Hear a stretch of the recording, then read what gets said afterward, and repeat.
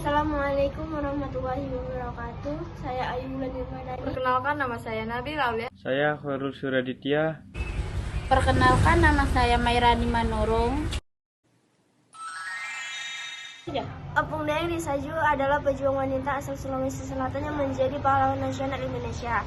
Apung Dayang Risaju memiliki nama kecil Famaja. Apung Dayang Risaju itu sendiri merupakan gelar kebangsaan kerajaan Luwu yang disematkan pada Famaja, memang merupakan anggota keluarga kebangsaan Luwu. Apung Dayang Risaju merupakan anak dari pasangan Apung Dayang Mawelu dengan Muhammad Abdullah Tubarengseng yang lahir di Palopo pada 1880.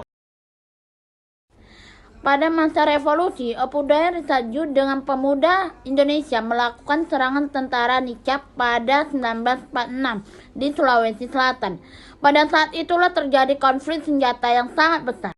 Sebulan setelah penyerangan, ternyata tentara Nicap melakukan penyerangan kembali dan berhasil menangkap Apung Dayang Risaju di Lantoro.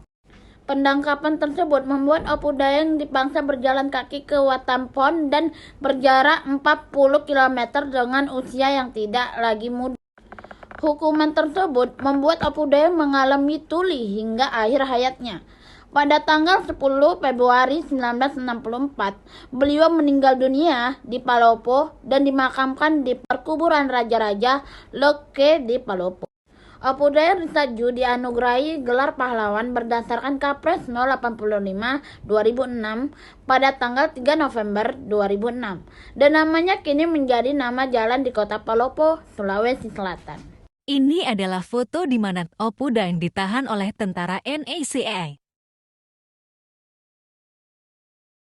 Dr. Handus Muhammad Hatta merupakan salah satu founding fathers bangsa Indonesia sekaligus pemikir yang menguasai berbagai disiplin ilmu barat namun tetap berpegang pada nilai-nilai keindonesiaan.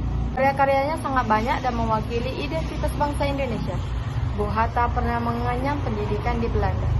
Namun, karena nasionalisme dan pemahamannya tentang Indonesia membuat karyanya sangat layak untuk dikaji secara teoritis. Bung Hatta mencurahkan pemikirannya dengan menulis berbagai buku dan Ini adalah tulisan tangan Bung Hatta. melalui tulisannya itulah nama Hatta menjadi dikenal luas di kalangan masyarakat, baik itu masyarakat pribumi maupun masyarakat di negeri Belanda. Berbagai macam buku pernah ditulis oleh Hatta mulai dari filsafat, ekonomi, politik, dan kebangsaan. Pendapat Bung Hatta soal liberalisasi dan survival of the fittest. Menurut Bung Hatta, manusia sekarang dan akan datang berkembang ke jurusan apa yang orang sebut managerial society. Zaman liberalisasi dengan semboyan laissez-faire-nya sudah lewat. Menurutnya, sungguh pun manusia liberal yang ketinggalan di belakang masih mau mencoba menonjolkan kepala, tetapi Indonesia yang dalam perjuangannya yang lampau menentang kapitalisme ingin menempuh jalan baru melewati sama sekali fase liberalisme. Tanggung jawab kaum inteligensia, menurut Bung Hatta. Bung Hatta mengatakan, perkembangan kehidupan banyak diatur menurut plan. Kondisi ini menghendaki pimpinan berdasar pengetahuan yang kebanyakan hanya terdapat pada kaum inteligensia yang memperoleh pendidikan khusus. Oleh karena itu, tanggung-jawaban kaum inteligensia Indonesia dalam hidup kemasyarakatan di masa datang akan bertambah besar. Pendapat Bung Hatta soal kaum muda yang berpolitik. Dalam sebuah pidatonya, Bung Hatta pernah menyampaikan pemikiran Julian Benda yang mengkritisi kaum muda intelektual yang tunduk pada penguasa Nazi Hitler. Menurut Julian, dalam suatu buku yang menggemparkan tentang La traition des classes atau pengkhianatan kaum intelektual, orang terpelajar tidak saja dikalahkan tetapi juga dipungut. Orang terpelajar yang disewa oleh yang berkuasa di dunia adalah pengkhianatan kepada fungsinya.